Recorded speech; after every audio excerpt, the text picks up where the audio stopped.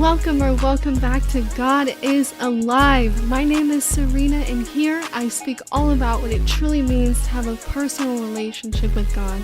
We have faith every day that we'll wake up tomorrow, so I want to start a fire in your heart to stop chasing the temporary things of this world and to put that same faith in God. So let's learn about God and learn to lean on God, because what's the worst that could happen?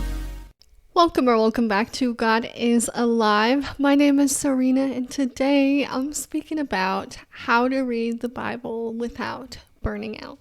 There's a couple points that I'm going to be focusing on today, like how to kind of want to read our Bible more often, why we should, and then once we start, how to actually continue to read it without getting bored of it or burnt out.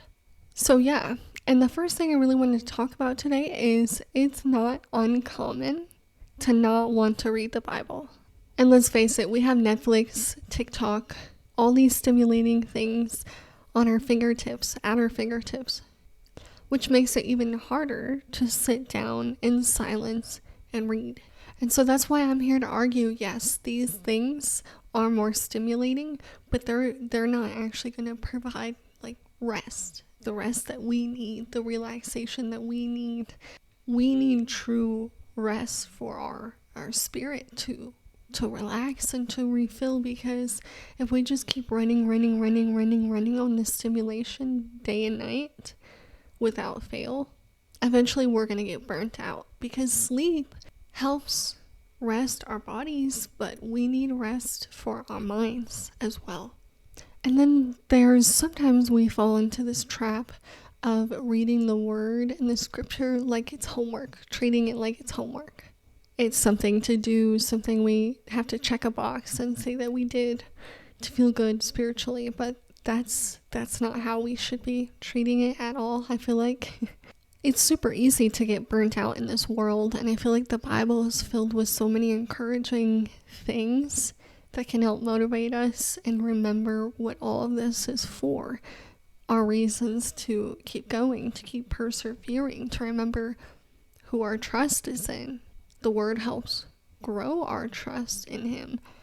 And many times when we start to grow tired of reading the word or burnt out from it, it's because I think we're reading it, but we're lacking intimacy with the one who's with us while we read it. It's not about just reading it. It's not about just checking a box. It's about spending time with him. And so if that's not on our forefront, if that's not on our mind, it's not going to be as fulfilling as it should be.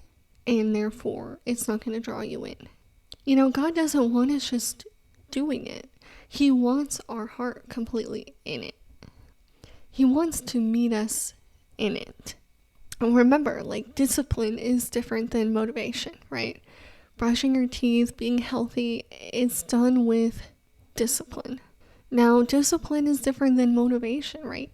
Like, we can feel motivated to do something, but once that motivation wears off and it becomes a habit, then it takes discipline. It takes discipline to brush your teeth, you know what I mean?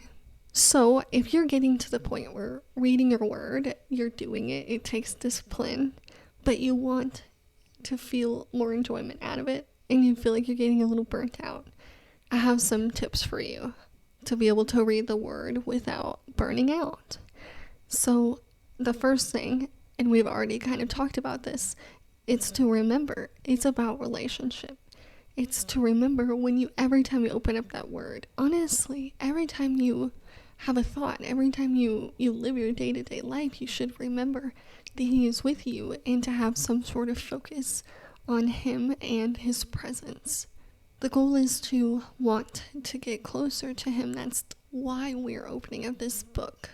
It's to learn more about him and grow closer to him. And the more and more we grow closer to him, the more and more we will start to reflect him. That's just how it goes. So if we're reading the word and we're viewing it as something that we have to do, rather than being able to spend time with our Creator, it's going to become a chore. Now, as far as actually reading the word, the Bible is filled with a lot of good information, tidbits that we could learn from. But I'm not gonna lie, it's really easy to kind of get bored of reading the same books over and over. So let me explain. Like, for example, the New Testament books are kind of written in a very similar fashion. The history books are written in a very similar fashion. The prophetic books are written in a very similar fashion. And so my biggest tip for you is to not stay in the same one. Like, I don't know how many times I told myself I was going to read it from beginning to end. As much as I love his word, I can't do it. I will burn myself out trying to do that. Maybe it's because I'm not an avid reader, but if I spend too much time in the New Testament, I have to switch back to the Old Testament. So, like, for example, in the New Testament, Mark, Matthew, Luke are very similar books. They're 3 accounts of very similar stories. So if you read all 3 of those back to back, it's going to feel like you're reading the same thing. So I wouldn't suggest reading it like that. I would read Matthew, and then when you start to kind of get a little bored of that, like one day you find yourself not wanting to pick it up as much, flip to Romans, flip to Galatians, flip to whatever one you feel like reading. And then if that doesn't pique your interest, and you're finding that the New Testament books are starting to, bore you a little bit, and it's not a bad thing. It's just, you gotta spice it up. We are in an age where everything is so fast-paced. We have way too many things trying to get our attention, and we kind of have to read our word like that. Now, I'm just telling you how I do it and how it keeps me engaged personally. And what I'm trying to say here really is find what works for you. Personally, I read through all of Genesis really easily, and then you start to slow down once you hit like Leviticus and Numbers and all of that. And then when I get a little bored of that, I'll flip to the New Testament. And then when I get a little bored of... Now this is where it gets interesting. Some of the books connect and some of them don't. I mean, all of them connect, let's be honest. But like, you could just open up and read most of the books in the New Testament. But when it comes to the Old Testament, many of them are in chronological order. So although you could read those at whichever one you want, I would suggest to kind of stick to like a chronological order.